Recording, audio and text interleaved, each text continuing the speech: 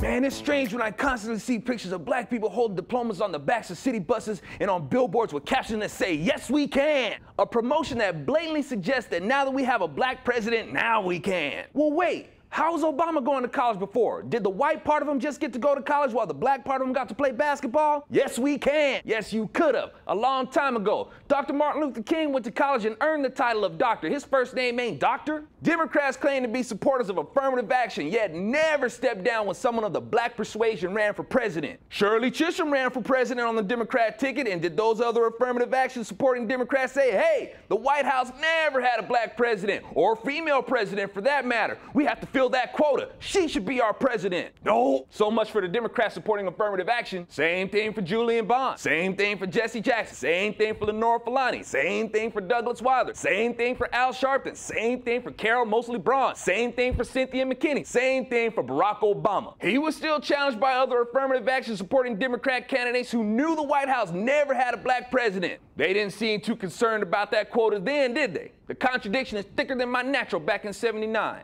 I'm often asked, what have conservative Republicans done for you? See, that's the part you liberals don't get. You liberals are so hung up on what someone else is supposed to do for you. As conservatives, we don't look for people to do for us. We're self-reliant and not interested in someone else doing for us unless we're employing them to do something we're not skilled or capable of doing ourselves. And the best way to be self-reliant and provide for your family is to provide good services to others. Someone tried to tell me that conservatives are only conservative when it comes to helping the poor. No, conservatives are conservative about helping people who are conservative about helping themselves. And when they do help themselves, it's helping themselves to someone else's earnings. Yes, we can. Speaking of things we can magically do now, I guess now that Barack Obama is president, his administration can magically run the auto industry. Oh, I believe it. I believe in his magic. Well, because we've seen it before. We've all heard of the Volkswagen, you know, the people's car. That Volkswagen you hippies and wannabe hippies love so much came to be because of Adolf Hitler dipping into the business of automotive industry. And to his credit, he proposed the idea for a car that people all over the world would fall in love with. Then after that, he killed like 13 million people, 6 million of which were Jews. Barack Obama, socialist. Adolf Hitler, socialist. Barack Obama, pro-abortionist. Adolf Hitler, pro-abortionist.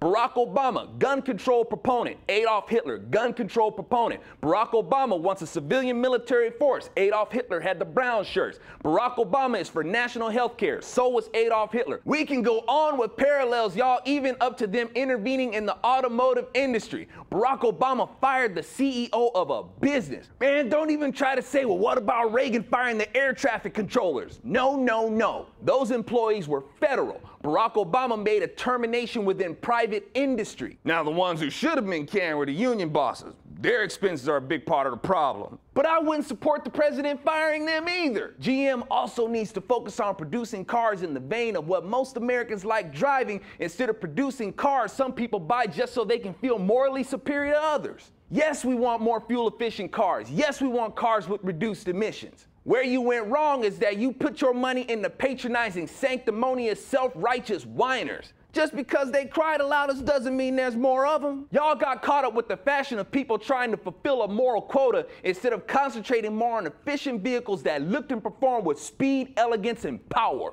You will survive the future by remaining classic. That is where your money is. Matter of fact, I'm excited about that new Chevy Camaro. I want one, and when I get my money, I just might get one. Shoot, if I had one of those, man, I'd have enough mojo to make even Tammy Bruce feel conflicted then. Ow!